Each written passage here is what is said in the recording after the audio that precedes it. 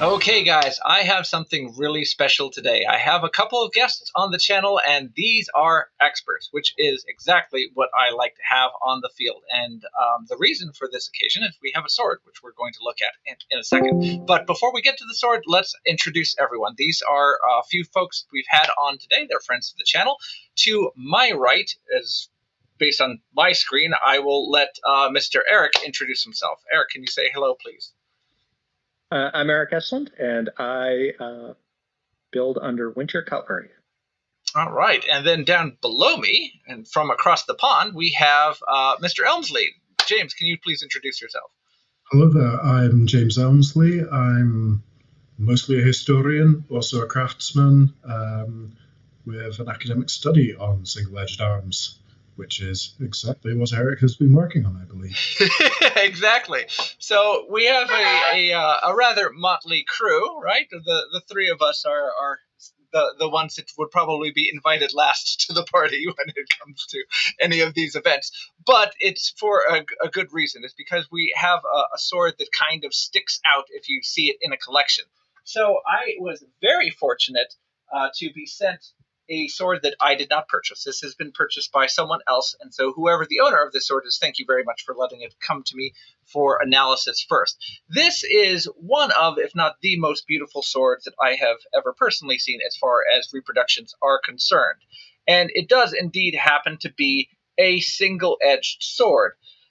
Since it was produced by Eric, and since James is someone who has spent a lot of his academic career studying single-edged swords, this seems like the perfect mixture of people to discuss the sword that I, again, will not be actually testing by swinging it around and chopping into things like I usually would do in reviewing swords. This belongs to someone else. But we can certainly gawk at it and look at it and say, wow, this is really, really, really, really pretty. Eric, let's start with you. What on earth made you think that you could make a sword like this? Yeah, I mean, that came really from, we're a bunch of sword nerds and book readers. And going through books, looking at particularly Styrian sabers from like the Maximilian Curio cabinet and whatnot.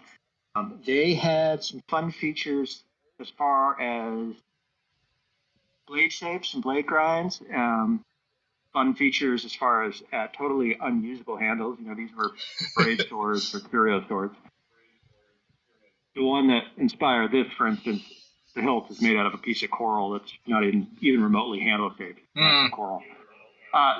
And then also, you know, in this case, this is a good example of swords that are of, you know, kind of what we think of as sort of classically European.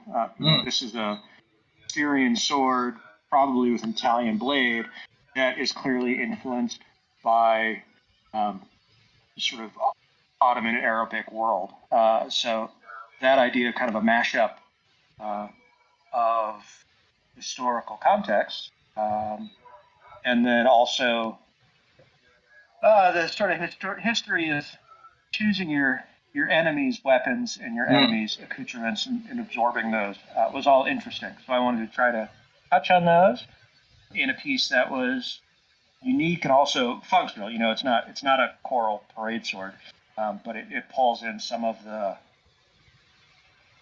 time neoclassicism and things that were interesting. So, Eric, before we take a look at the sword, I wanted to ask you about this scabbard that you have, which is something that I really don't study enough on swords. How did you accomplish this look and this really rich color that you have on the scabbard here? So that particular scabbard is covered in a really thick ply, really lush Angora mohair. So it's a wool mohair. And it's about 3.5 millimeters thick, so it has a really sort of luminescent quality to it. And then it's also part of the reason I picked that is that type of wool actually comes from the same sort of global region as the blade style, so there's a bit of a thematic element as well. Yeah, the appearance again, obviously, I'm not using high quality cameras here, so we'll add some beauty shots in between. But the appearance in person is striking, and there's even a really good tactile sort of experience that you get along with it. I'm obviously being gentle with it, but it's not something that you're going to leave, I don't think, much in the way of fingerprints on. But just to have it here in the hand is just wonderful, and it's something that's really neat. I don't know that you'd be able to work it in the same way that you could leather per se, but even if it's just a kind of uniform covering, just because of the way that the light gets to play on it, it really gives a lot of depth to the design. I know that you and I discussed a little bit about how you what you were going to do as far as the suspension was concerned. Can you tell me a little bit about the choices you decided to make here? Yeah, well, let me just touch base Sure. on the material a little bit more. So, for people that aren't familiar, mohair is a really thick velvet. And velvet, most velvet nowadays that we see is synthetic, but it works the same way. That velvet is made with basically a substrate layer that provides a structure, and then they push the fibers of the velvet through, whether that's rayon or in this case, Angora. And because of that, it has sort of a texture in the weave. So one of the cool things you're never going to see it on camera, but one of the really fun things in person is you actually sort of change the angle or change how you hold it. You catch all this light reflection off the actual like fibers sticking up. So there's a three-dimensional quality that is just inherent to material. So that was fun. But based on going back to the fittings, so I was looking at a couple of things. This, in my head, the design of this was really trying to understand some of what may have been attractive in the Syrian saber. So what may have been attractive, essentially, with, you've got the Holy Roman Empire butting up against the Ottoman Empire, and sort of emulating literally weapons of people that you were at war with. And so the fittings on that, I tried to combine some of the multi-layered hanger fittings of things like some of the early Hungarian sabers, and to a degree some of the sort of steppe sabers. Yeah. So having that other look. And then with the shape is just still done in a very kind of Germanic way. So that's not at all an Ottoman shape. So trying to mix features that, they're not specific reproductions of anything, but trying to do elements that I thought worked well together that drew on that cultural interplay. Yeah. So just to jump over to James very quickly. So James, in the past on some of the videos that you and I have talked about, we talk about how few examples we have of surviving falchions, and how less even we have of surviving falchion scabbards. You can literally count on one hand the number of surviving pieces like this. I think one of the pieces which makes this Styrian saber really stand out is the fact that it is a textile-covered scabbard. And we know that these existed. You see them in art, you see them in records. The problem is that textile is much less survivable in terms of archaeology. So most of the falchion scabbards we have are pieces from Dordrecht in particular, which are waterlogged anoxic environments where without oxygen the leather simply turns black, but it stays perfectly preserved. And there are thousands, literally tens of thousands of pieces of leather from these excavations. Knife scabbards, sword scabbards, shoes, pieces of the general ephemera of life in that period. Textile doesn't do that. Yeah. Particularly organic textiles like linen will break down, they'll rot, and they will just decay. And as a result, we have so little surviving evidence of the actual work which was put into these beyond paintings and the likes. So in many ways, I think this, I wouldn't say it's the first reproduction of its type, but it's certainly at the forefront of the rediscovery of the techniques which were used for this, which haven't really been touched on heavily by many other scabbard makers. A lot of the American scabbard makers in particular have come into the craft from sort of the American saddlery school of craft, which is slightly different in its techniques. It comes in from a later period, and you can just see it in the way that tooling is done. It's slightly different to those few surviving scabbard examples. So this, as a piece, is really sort of breaking new ground, and it really sort of allows to demonstrate some of the techniques which just have been lost almost to the past. Yeah, it's. Go ahead. Oh, I was going to say, so certainly with medieval Storta and things, I would say 14th century and earlier, I haven't seen anything. But we do still have later stuff. So some of the, I guess, late Renaissance and later Italian pieces still retain some velvet scabbarding. It's usually in terrible shape because they've lived on walls and all the velvet's scraped off. So that gives you an idea. And then we go in the other direction. I've definitely I've got some images that I was looking at, paintings from the 15th century that were roughly contemporary to the theoretical idea of when that piece would have been. So it was a bit of,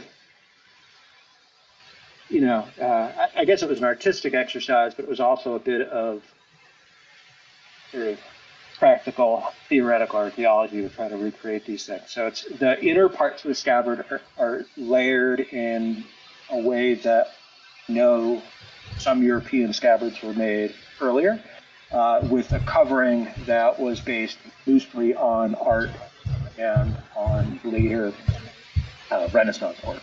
So it's try to find that middle ground, and then certainly trying to understand the intricacies of things like the hanger system based on period art where it's very gestural as far as you can't dissect how the metalwork on scabbards really worked well, at least the sources I was looking at. It's like this square represents a locket. Okay, great. Well, how that locket was riveted or soldered, that's pulling from other sources.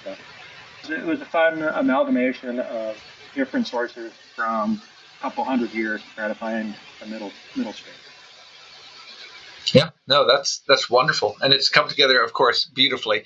I'll just touch that the only thing that I could even come close to thinking about as far as surviving textile like this is I do know of examples where we do have surviving textiles on grips. So from the medieval period, I can't think of any that are in really great shape, but we do have several examples where we have various types of textile cover. Either I think some are even done in silk. If I'm not wrong, a couple of them which are silk, which is then bound usually with gold wire. So you get a complex, almost like a web, or hexagon cells, perhaps would be a better way of describing it, of separate wires lacing together. There's an example of that in the Kleinbush collection in Philadelphia, if I recall. Yeah. And hopefully, and there's some stone effigies that not necessarily the scabbard work, but the handle work, where it's indicative of probably velvet with leather binding in place of the gold wire. It's that same sort of hexagonal cell structure, but represented. It would be kind of interesting to see if you could extrapolate from like how popular textile was in the grip. If you could say that there would be a similar amount of popularity of using textile in scabbards, because again, these are both things where you really want to show off it would be a way of denoting, hey, this is something different. This is a way to really stand out from the crowd. Obviously, and there's incredibly expensive in period. Oh, I mean, sure. Like velvet. Velvet's incredibly expensive now, and we have machines that make it. You look at like mohair velvet in period, or especially imported silk velvet in period. And then to use yards of it to make, scabbards and belting and whatnot. It's it's definitely a show of having the bucks to do it. It's all part of that society of conspicuous consumption, and if you've got it, you flaunt it. Really is such a good summary of it. I mean, people joke about the 80s with, the yuppies with their Porsches and things like that. It's exactly the same attitude, and in some ways, it's also the same people. It's the traders and the merchants who were at the time considered the nouveau riche, and how they want to flaunt their success and their wealth. In quite a few areas, there are sumptuary laws which restrict what people are allowed to wear. And we have multiple records of merchants turning up wearing ermine, which they're not allowed to wear because only lords are allowed to wear ermine. And so, of course, they get fined. And then they turn up the next day wearing the same thing. And the reason is they're making so much money each day that they can afford to pay the fine. So they're doing it to show off their riches. And it's exactly the same thing with the scabbard on your hip being the finest possible fabric. Slightly earlier periods, you often see depictions of royalty with blue leather, because blue is a dye which was very fugitive. It fades in sunlight. And so you might get a year, maybe a year and a half of use out of a scabbard, which is dyed a royal blue. Fabric's slightly different. That's a lot more durable, particularly woad type fabrics are really, really good hard-wearing blues. But leather, it just fades away to grey within a year or so. So this is, again, flaunting and showing off your wealth, and this, not arrogance, but sort of indulgence going on, that you can show off what you've got. It shows off your class, it shows off your riches, it's making a statement of who you are. And, it's no different to, influencers sitting there in a Lamborghini or something like that, showing off. And, it's Ferrari red. So. Exactly. It certainly is. So moving on from the scabbard a little, we have the grip that you do have on it, even though it's not made of coral or made of silk, is still absolutely gorgeous to look at, and I was a little surprised because I've interacted with a variety of different types of material, and on looking at it, I was suspicious about how it was going to work ergonomically with me, because it looked like it wasn't going to have a lot of purchase, and even though it was well formed, I was suspicious about what the interaction was going to be. And more as I've gone through my sword career, I am really appreciative when a grip really, works well, because the interface that you have with the sword makes a huge difference. Like the whether it's a tulwar or whether it's a Viking Age sword, whether it's a Burmese da, that will inform in large part how the sword's going to operate. And this thing is just wonderful in the hand. It just feels spectacular. I just want to hold it all the time. How did you do this in the end? What's the story of this grip? Yeah. So one thing is difficult to convey either in video or photos is that's a really dimensional grip. So it's Coke bottled, but it's got curves in every dimension. So it starts kind of oval, and that oval flares into effectively a palm swell area. And then as it ovalizes and goes down towards the pommel, it goes to almost a round shape. The grip itself is made of African blackwood. It's all the ribbing is hand cut, so it's a hand shaped eyeballed grip, and then the finish on it it's a combination of wax and oils. So it's a really traditional finish on a very dense wood. Yeah, so it's got a really ergonomic shape, and I think the more that I look at original, there's been kind of a trope, certainly in sort of modern industrial design, that ergonomics is a new phenomenon, and that's clearly not the case. And I think looking at more original pieces, there are more subtleties that are really hard to pick up, and subtleties that most purely as a matter of economy, most bulk reproduction doesn't emulate or doesn't notice or see, or we're used to looking at 2D images and things like that. It's you could do that on a copy lathe, but you need a master to copy. A lot of places aren't going to do it. So it's a place where, again, being able to really spend time with individual pieces the way that I'm fortunate enough to make them. I can spend time working on things like grip cone and trying to make it really match the piece. That particular sword too, it's relatively heavy compared to other single-handed swords. Oh yes. But it's the right weight for what that type of sword would have been in period. So looking at that and then balancing in, all right, it's kind of a big thing. It's got a pretty big pommel. Trying to find a grip shape that would work for different functional grips. That would also look cool. That would feel right. That would do all the things grips need to do on a piece of on both a tool that is a weapon and on a object that is artistic. So lots of little things to balance. Yeah, no. Well, I mean, obviously it looks the part. There's no doubt about it. So you didn't go with the crazy Japanese anime flames coming out of the top of some of the original Coral did. But it just stands out, especially compared to what almost everyone's doing in simple leather. And it almost looked like horn the first time I saw it, but it just feels so lovely to the touch. There's not a part on there that you missed at any piece with how you touched it. It just sockets right into the hand. It really fits the entire look of the sword. Your point about studying the originals did remind me of something, and I'll ask this of James now.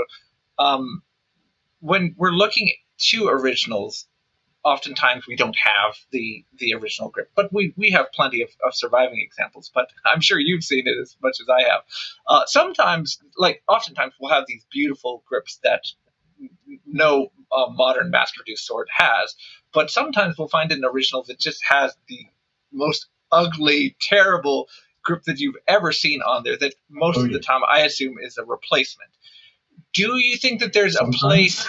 Well, that was going to be my question. So how often is that the cutler's just got in a batch of swords and just has to rush them out because everyone's got to go to war? And how often is it that they've had a nice high status sword that has come down through the ages and they're just slapping it together just so that they can put it in hand for the day or what have you?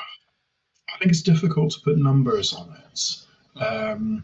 One of the difficulties of trying to make a guesstimate on surviving originals is you often get shrinkage and warpage in over time, and as a result you'll often find that the grips have deformed in one way or another. There's a wonderful fake, that sounds familiar, doesn't it? Wonderful fake in the Scottish National Museum, which is supposedly Robert the Bruce's Claymore. And if you believe that, then I've got an Eiffel Tower to sell you. And this thing, and I use the word thing specifically for it, You get your normal Scottish crossguard with 2 bars with your little quatrefoils on the end. No, this is Robert the Bruce, so it has to be more than that, so it's got 4 of them, with 2 poking out. So if you're holding your sword, you've got your 2 guards, and you've got 2 in the way, so however you move, it's going to hit you. It's utterly useless. But the grip of that, as an example, was cowhorn, which had been spiraled to make it look like narwhal. And this Narwhal's was expensive. Yeah. probably late 18th, maybe early 19th century fake. And the cowhorn has warped back to its curve over time. So now this sword has not only got 4 grip bits getting in the way of everything, and a blade which is, a shovel, but it's also got a grip which bends like an umbrella handle. It's absolutely ridiculous, but it's a good example of how, even just in the course of 200 years or so, if it is a fake, and I'm pretty certain it is, the conditions of an organic object can deform and distort, and that will actually change your perceptions of how ergonomic it would have been back in its original condition. Conversely, you often find quite a lot of examples of earlier grips where the grip itself is almost slab-sided. It's like often an octagon or something like that. And I assume that it's literally just 2 pieces slapped together and then a draw file or a draw knife scraped up it to chop in the sides, rather than careful rounding and shaping and ergonomics we so often expect nowadays. So, everyone sort of goes on about, dodgy reproductions by X, Y, or Z company being really crude and coarse. And that's probably what quite a lot of them really were like. Yeah, or better. Yes, quite. I mean, when it comes to metallurgy, even the dodgiest of the Wazirabad makers are probably on par with the best medieval smiths, which I think would probably upset quite a lot of purists today. And hopefully when this gets published or broadcast, there's somebody probably already typing on their keyboard in anger at me as I write this. And to that person, sorry. Yeah, it really is a case that I think the differences in quality which you find in Scabbard, in hilt making, are a really good reflection of just the sheer speed, the mass production, as well as the high quality crafts.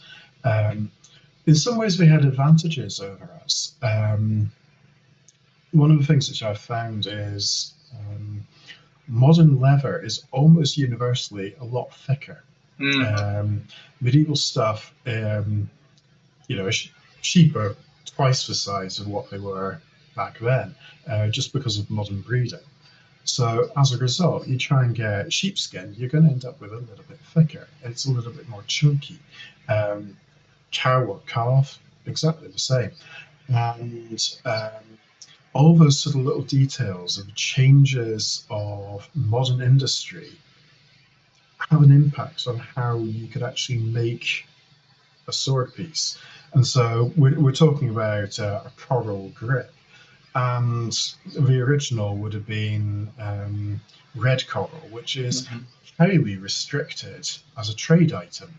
So it would be absolutely impossible for any smith, just about in the whole of the world, to be able to produce something like that and then have it exported.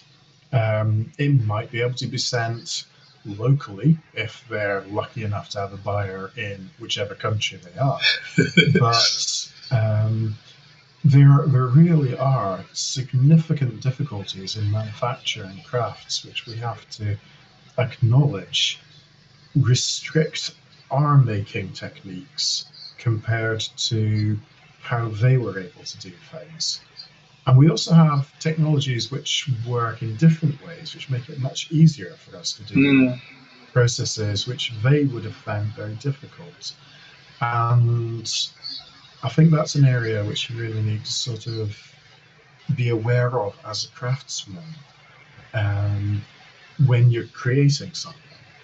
And I think also the customer base needs to be aware of it. Sometimes there are limitations and restrictions in what they were doing, which if we try to recreate, it does run the risk of it ending up becoming almost like an affectation. It's a little bit artificial in its recreation.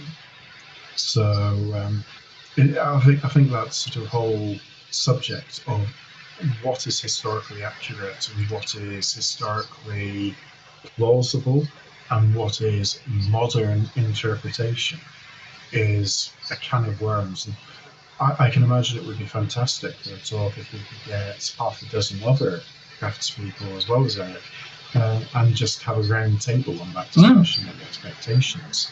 I expect Dr. Fabrice Cognot, for instance, comes to mind as somebody who would be absolutely superb to put his point of view across. Peter Johnson, of course, and also some of the more commercial manufacturers to be able to say, yeah, this is why we don't do this, and give a very good sort of insight into all of these limitations and potential ability to create in different ways.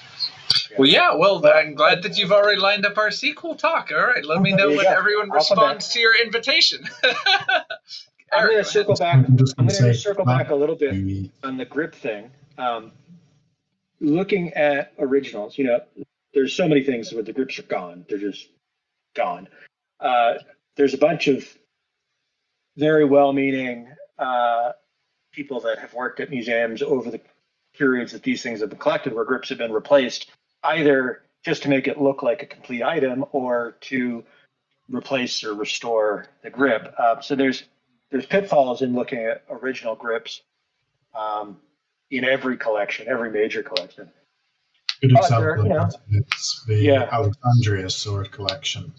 Do not trust any of the original Alexandria hoard, the Hagiarini stuff, as being representative of what medieval sword grips are.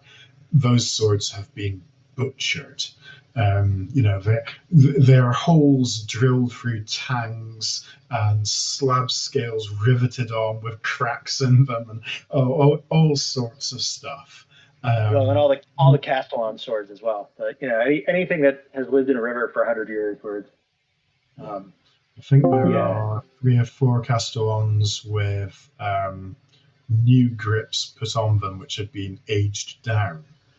Mm-hmm. But almost all of the original Castellan hoards have oak or ash, we're not sure exactly which, a wide open-grained wood, which had mineralized and adhered to the tangs and then been eroded and worn away, so they only got some little bits of it left. And so if you come across one which has got a grip, it's being played with. And some of them, it's shocking. There are ones which have been mechanically cleaned, where the blades have been ground back to shiny and stuff like that, and it's just horrendous. There are some swords. I'm trying to remember what collection I was just looking at. One of the English collections that the grips are original, or at least appear to be original. But some things to think about as far as reproduction is that a wooden grip that's left is not the same grip that would have existed in its life if it had been covered in wire, if it had been covered in textile, if it had been covered in leather. Those things change the dimension, they change the contour. So looking at original examples that are reasonably understood to actually be original examples, looking at the condition will also will imply the final shape. But the final shape in the working life of the weapon, if it was layered, would have been different. So there's some If you're not used to what a grip looks like without its covering, you kind of have to do some mental gymnastics to rebuild those things. Fatten everything up, add some contours to it, and again, go into that idea that you can do a lot of really rough work on a grip. I mean, I don't highly finish grips that are going to have leather on them because I want them to have a surface that I can bond other layers to. So they're going to have rougher work. In some cases, rough work was rough work. In other cases, it's less finished. It makes sense over the process. So that's also something, I love looking at, especially Renaissance wire work that has not been repaired or restored, because you can understand how it was done by looking through the holes in it to see what was there. And that stuff is fantastic, and there's a lot to be learned from original broken items.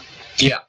So, anyway, that's another place. So, like that grip, looking at contour on that particular piece, that's way fatter than it would have been had I decided to build up, thread binding and leather and wrap and risers and all the things that happen on sort of the typical like arming sword leather wrap.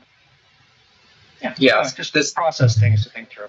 This is not to be confused with a wooden core, which may have some of the same shapes and contours, but this is a grip that is meant to be handled in the nude. This is a finished grip, and a core would, again, have extra dimensionality added to it depending on what it's intended to look like in the end. That's great. A great point. So we have now pulled this beautiful sword out. I'm going to take a wide shot so that we can see its profile in all of its beautiful glory. And what we have here could go by many different names. I'd be tempted to call this a Storta, Storta meaning curved or crooked sword in Italian. But for reasons we've discussed earlier, there's reasons that we might say that this comes from Styria or the Holy Roman Empire. What influences do we have for the blade, Eric? Well, it's a bunch. So it's the original piece, which is a Styrian saber. So it's a German style saber. The originals that I was looking at were most likely made with imported Italian blades. So we have some Italian eyes on it. The blade style is effectively an Italian version of an Ottoman style blade. So it has some things with the yeoman, a real square step to the yeoman that are distinctly Ottoman sphere, if not Ottoman specifically, that were picked up at this time. Really, this time of conflict, they were intentionally picking up very specific cues. The reasons for that, I can only imagine. But it's interesting when you compare it to very sort of heartland Ottoman Empire blades, as well as being different than temporary native Italian-made or native German single-edged swords. So it was definitely made to be different than local. Whether that was exotica or whether that was a classical callback or all of the above or things that we don't know about. So in this particular blade too, it's got a raised yeoman. The very sort of tip edge of the sword is effectively lenticular. It's a wedge pattern sword, so effectively it's kind of like a flat or saber grind. What I was really trying with this one too is a lot of this period swords and certainly later Italian Storta, the fullering and showing the depth of the fullering was really important. Who knows, it might have just been because it looked cool. But to get deep fullers, you need a certain thickness of blade. And so balancing weight and balancing function with visual depth was clearly important to them. And then that was something I tried to emulate and bring through with this. So actually that blade has a fair amount of distal taper considering thick and deep the fullers are that run almost all the way to the tip. And then that blade, it's a little hard in the photos. I would call it 4 fullers. So there's a short one in what is effectively the ricasso area. There's 2 deep parallel fullers along just before the spine, ending right before the yeoman. There's a thin sort of groove filler that was hand chased.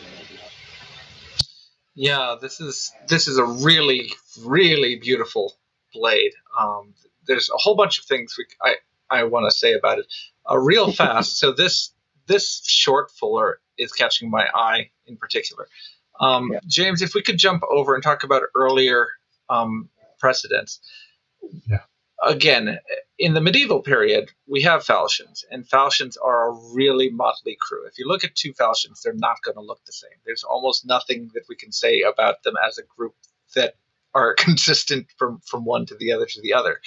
But many types of them do seem to have a bit of a ricasso or a false, a flat part before they dip into the sharp edge. Let's see. The main ones, the Solingen falchion, which is probably roughly contemporary to this example, the Castellan C, and the Thorpe falchion all have clear, defined ricassos. Stuff like the Thorpe, that's probably pretty early. It's probably 1320s, 1340s or so. So that might actually be the, if not the earliest examples of ricassos of that style, certainly in the early periods of it. And I think it's clear that they found that there was a mechanical advantage to it in the context of making single-edged blades. It might be simply as clear as it makes it easier to fit the scabbards. It certainly makes it easier to fit the cross guards. Because if you've got a very pronounced sort of V section, it's always a pain to get that to go evenly. I suspect what's being made is, let me find a piece of material so that I can gesticulate wildly and look like a lunatic while I do so. This will have to do. If you've got your cross guard, you're punching into it while it's hot, forging. If you've got a broad back and a very narrow front, that's going to be difficult to actually punch in evenly. One side is much more surface area, the other is much smaller. It's going to go off center, it's going to go skewed because it will punch deeper on the narrower surface area. So it might have been as simple as the fact that your craftsmen, the people making the hilts, the cutlers, found it easier to have a nice square punch to go in. And the makers of the blades are effectively accommodating that as a difficulty. I know that there are also changes in the handling characteristics of the blade with or without a ricasso. Gus Trim did a lot of work with that when he was particularly active in making pieces, and he often found that there were differences in resonance and handling characteristics of a ricasso blade.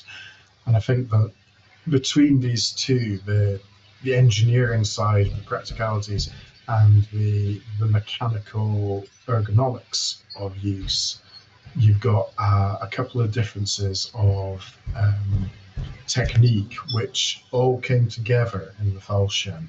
And so I think that's probably one of the reasons why it's more commonly seen on them than most conventional medieval European swords. Yeah, that's and then kind looking of... at go ahead. I was just going to say, looking at some of these later period ones as well, which effectively late Renaissance, late medieval, early Renaissance, depending on how you want to label it based on what country you're looking at. We're specifically seeing Eastern influence. There's a couple things going on. Well, first off, that the Estlund Falchion very well may have an Italian blade. It looks very similar to other North Italian. I did another sort of theoretical recreation of exploring that as well. So you have more Italian influence. So you've got some things with the ricasso there, especially if you start looking at some of the Northern Italian, sort of the very beginnings of side sword and fingering the guard and that sort of thing, where it's coming in even before finger rings and complex silts. People are still wearing gauntlets, plate gauntlets.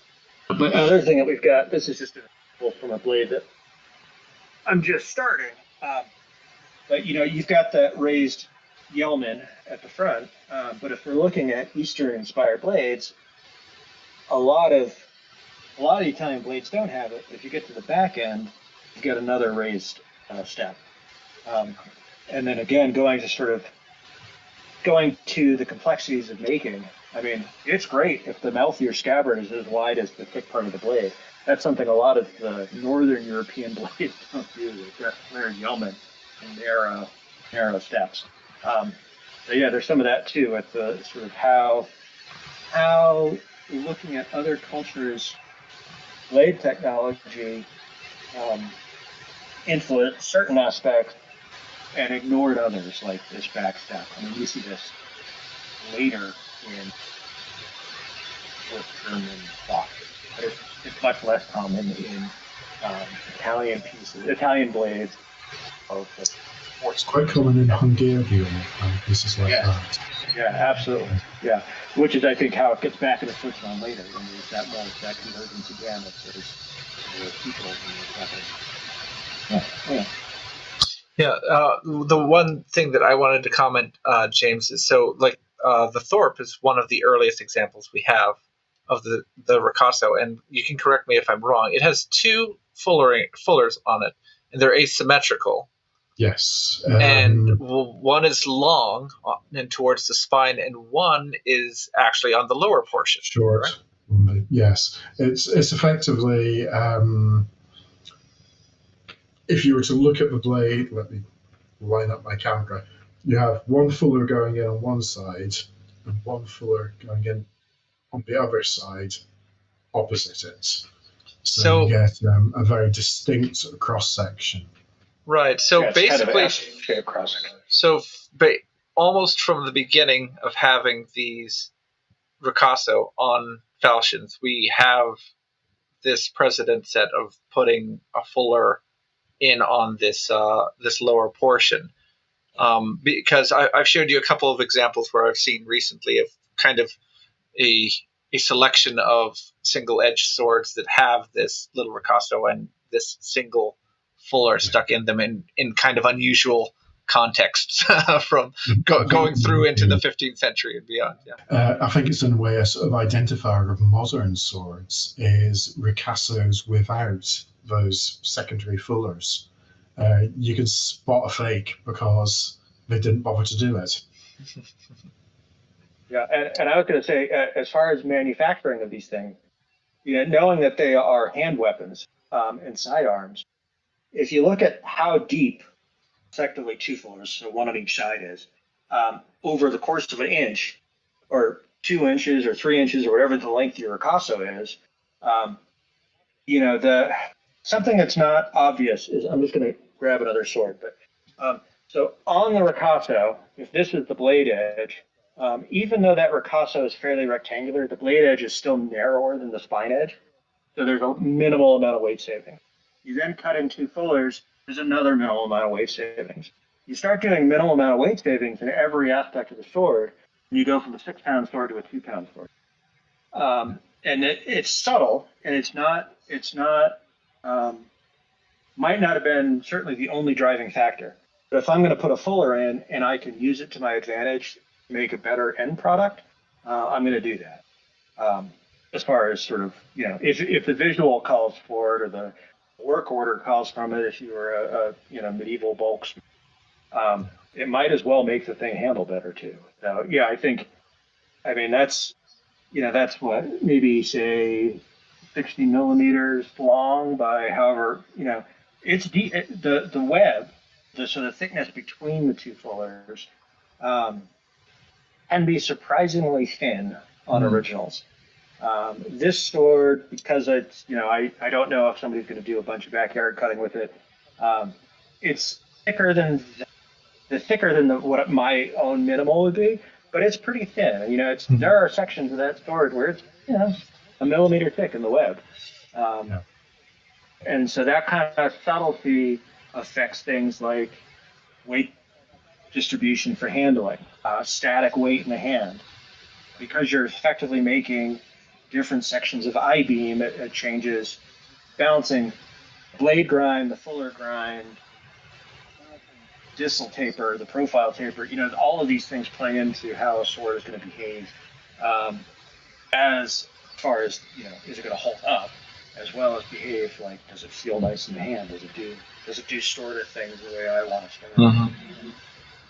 So that is very fascinating. I had never really considered how complicated it is to put together a sword with all those different segments in it. And it's hard enough doing it nowadays, but imagine how difficult it would have been to do that as a craftsman in period and get all those fine details on a sword that's not just a flat wedge as we see in many sabers and falchions of the day. Absolutely. I mean, the first thought which comes to my mind is just how many of these blade blanks did they accidentally punch a hole through the side of the blade by going, 1 millimeter too far? But the entire technology that was needed for actually making these in period, I mean, these days we've got powered grinders, we've got die grinders. Some people are using milling machines, which have, micromillimeter accuracy. They were all doing it by hand, and I think there's actually a really good opening there for some serious study of the techniques which they used. Quite simply, we don't really know how they were doing it. Were they using some sort of forging and then polishing? Were they grinding it? Were they using big grindstones, small grindstones? All these different variations. And it fascinates me to study these. And I think this is one of the reasons why this Storta in particular, with its multiple different fullers from narrow to incredibly fine, is just a first step in exploring this historical technique. I know that there have been a few attempts at multicellular fullering, which is seen on the Maximilian style messers. Adam Bodorix and Erden Srabo in Landstreck Emporium have explored that side of it. But to the best of my knowledge, I don't think any modern smith has tried looking at the historical techniques of how they would produce these incredibly complex, deep-celled fuller sections that you find on the Brescian blades. It's not a challenge because it would be madness. I'd love to see somebody try and head towards that in the future to try and experiment with those even further without using modern milling machines, which I think is the easy way out, isn't it? Yeah, some of the Brescian ones where it's got real specific cells, like you mentioned, or really clearly defined cells. In some cases, even with at least in books, what appears to be engraving around the cells to make them stand out even more. Yeah, it's pretty interesting stuff, and it seemed really specific. Like clearly, it was whatever they figured out as far as the technology to produce them was something that they were trying to show off. I mean, it's clearly they're there for fuller's sake, which is different than earlier work where fullers might be decorative, but they also clearly carried a functional role. Certainly with some of the Brescian stuff, I mean, to get the same shape fullers and the same depth, in some cases at least it appears that they're almost doing away with things like distal taper. Like they're using all of the blade shaping and weight distribution is through topography as opposed to sort of contour changes. Yeah, it's really pretty fascinating. I think part of the reason, at least that we're not seeing that kind of exploration in the States, is because there aren't a ton of those blades, and most of them are nowhere near our continent. So as far as looking at physical evidence, there's lots of physical evidence of how fullers were forged and scraped, and different fullering tools and different grinding tools, and that you can recognize in the artifact. A lot of those really complicated ones, we might have great photos taken on 1970s cameras produced in 1970s and 80s books, but the specificity of that is a little bit more difficult to study unless you're actually in person. So, it's the area of Falchions that I've studied, I've definitely seen indent marks where, particularly things like the fork, where you have a fuller with its little sort of end and little twiddly, curvy tail. Mm-hmm. Those are definitely part punched and part cut. So there's an indent, which is, I suspect, hot forged as this is where we're going to do it too. Mm-hmm. One bit, that'll do. And then the fuller and the little curlesque is cut, probably with a deep graver of some sort. And you get a very distinctive texture of that. And I think gravers and scrapers were probably used for the borders on those cells, which we were talking about. But yeah, there's so much which we don't understand. And there's a wonderful quote by Robert McPherson, the armourer, which I always keep coming back to as a craftsman, and I always keep thinking about it. And it's something along the lines of, the masters of old took their secrets with them, and neither we nor they are better for it. It's quite a profound statement, because I think in some ways those techniques which the Brescian smiths were doing, they were deliberately keeping it as a secret. It was their signature style of workmanship and a unique selling point for them. But it was so secretive that we've lost those techniques, and that infuriates me. I want to understand people who made this, what was going on in their mind, what was going on with their technology. And that's something which I always sort of emphasize, is to understand the process, how it was done, and the differences which we all have nowadays with our wonderful advantages of electronics and powered wheels and everything like that. But that doesn't really give enough, not respect, but reverence, perhaps, for those people who had incredible skill back in the period, who make us look like a bunch of amateurs. Yeah. I think so. Two kind of parallel places to potentially study some of this stuff. It's conceivable, and it's maybe not even maybe more than conceivable, it may be likely that some of the Storta were essentially prestige items from places that made things like Cinquedea and made things like partisan that share a lot of the same fullering techniques. And in some cases, I haven't done a study, but it's my understanding some of them may share similar marks, whether those are maker's marks or not, I'm not sure. But if those came from the same places, that certainly widens the available number of objects to study techniques in. And then with that as well, not necessarily to say this is how they did it, but there is parallel results with some of the Southeast Asian, like Chris and things that are still, they're still a living tradition, and they're still hand carved, hand chiseled steel fullering and stuff. Some of the Indonesian work and other things. It would be interesting to study those techniques and look at things like the specifics of mark history, and to see if it looks like they were done in similar ways. Maybe they were, maybe they weren't. But I think there's again, that's if somebody wants to write a PhD, there's another topic. Eric, it's kind of interesting that you discuss how that fullering can be seen on other types of objects, perhaps cinquedea, etc. I think I know actually of at least one example of a broad-headed spear that comes from that same workshop.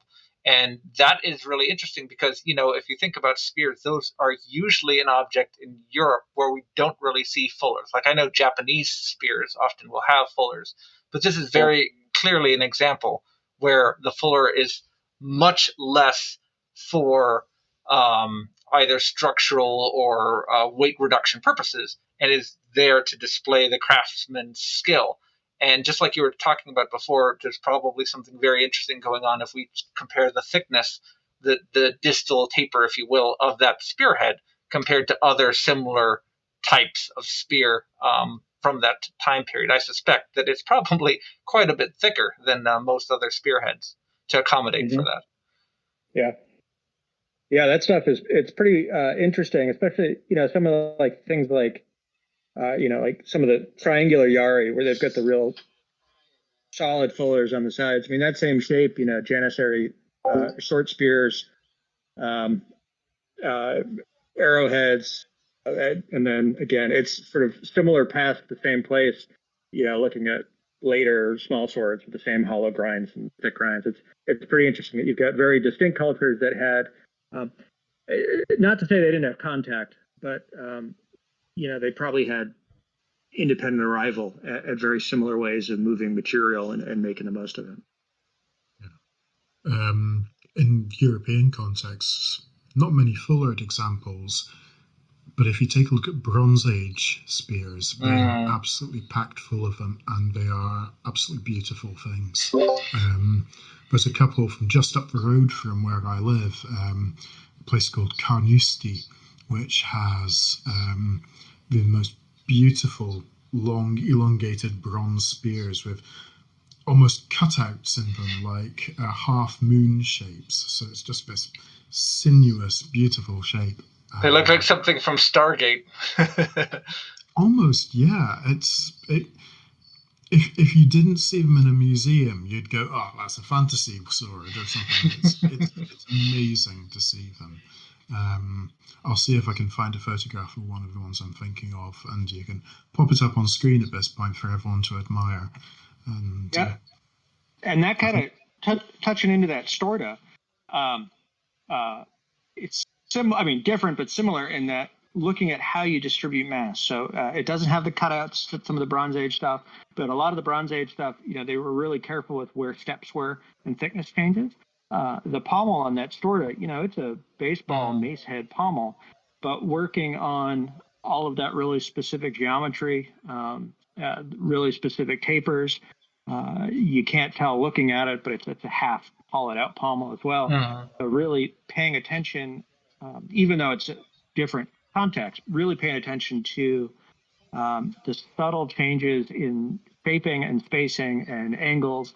It has massive effects on overall mass for very specific parts. And if you follow that through a whole weapon, pommel, grip, guard, into the blade fullery, it's real easy to make a 10-pound sword. It's a lot harder to make a 2-pound sword that looks like has the physical mass and dimensions of the bigger piece. Same sort of concepts, just very different time period. Yeah, I think it'd be fun to have a sort of group discussion on this subject, almost as a round table, to really sort of discuss people's differences of opinion and where we all think in parallel about techniques like this and how it confers to translating the mechanical side of a sword to the aesthetic side of a sword for different smiths. Fabrice Cognot, for instance, Peter Johnson, Gail Fabre as well. Get all of these fabulously talented smiths from around the world, all to just. In Scotland, we have an expression for it, which is chewing the fat. And it would be great to have that sort of discussion and just bounce ideas around of how these techniques were done and expressing the artistic side of it in different ways. I think would be a fascinating discussion to have someday. Yeah, well, absolutely. That's the second time, James, that you have suggested that it would be a great idea to have like-minded individuals come together, and I can't say that I'm against that at all. Certainly, I wouldn't mind hosting. So if as we're wrapping up this video, we will hopefully circulate it far and wide. And anyone out there, if you are a craftsman, and James, it sounds like you already have several contacts in mind. If you're interested at all in having these type of discussions, whether it be differences between how you crafted blades in the past and compared to doing it in the present, or like James was just suggesting, exactly what goes into the balancing act in the construction of a sword. These are all wonderful topics, and I think if we get a bunch of these folks together, we could have a jolly discussion. So by all means, please drop a comment below, reach out to me directly, reach out to Eric or James. We can very easily queue up round 2 of this video. So I'd love to have, I name dropped a few just there, but I'd love to have other smiths have their points of view, because, there's a rarefied little atmosphere of the finest craftsman ever and all of this sort of stuff. But there's also people who are out there, using modern industry, modern machining, and I'd love their point of view as well. I think we all learn from it. And I think viewers will also learn a lot of insight into what's going on before they get hold of that shiny piece of metal. They're getting to see something which they don't normally get, which is a little peek inside the twisted brains of all of these craftsmen. It lives a whole life before it becomes somebody's sword. And so on that very same idea, Eric, I believe you have chronicled how the Storta was actually put together. Is that right? Yeah. So I do a lot of photo documentation during the process, partly because it helps me see through not my actual eyes. So it's a way to be self-critical. But it also means that there's a record of how these things get put together oftentimes. And for this one, where I did a bunch of techniques that are a little different than how I normally do it, I did basically a photo log. So not necessarily a tutorial, but a build along type of thing. And you can find all of that. It's a pinned thread on the Bladesmith forums in basically the builders section. There's an area there. I think it's called Show and Tell, maybe. And yeah, it's pinned with Styria and Storta, and you can see a ton of very specific photos of the actual construction process if you're into that. Great. And so we're going to make sure we include that directly in the link to this video below. So everyone who's watching this now, please make sure you go ahead and take a look at the link. We'll have a link directly to Wood or Cutlery so that you can see the landing page for the Storta, which obviously is already spoken for. So unfortunately, you cannot buy that specific sword. But please go and take a look at all the work that Eric is doing in the meantime. So you'll have that, and you'll also have a link directly to Bladesmith Forum where you can watch the creation of the most beautiful sword that I've had the opportunity to lay hands on up until this point. But the day is still young. We will see what is coming. There's always something exciting coming around the bend next time, and we certainly look forward to that. Eric Estlund, James Elmslie, thank you guys both so much for being with me here today. This is a wonderful discussion. And again, we definitely look forward to having more discussions in the same vein. So if you are a craftsperson and you are interested in coming on this little corner of YouTube and chatting about swords, please reach out to any of us and we would be happy to have you on next time. Until then, take care, guys. Thank you. Cheers.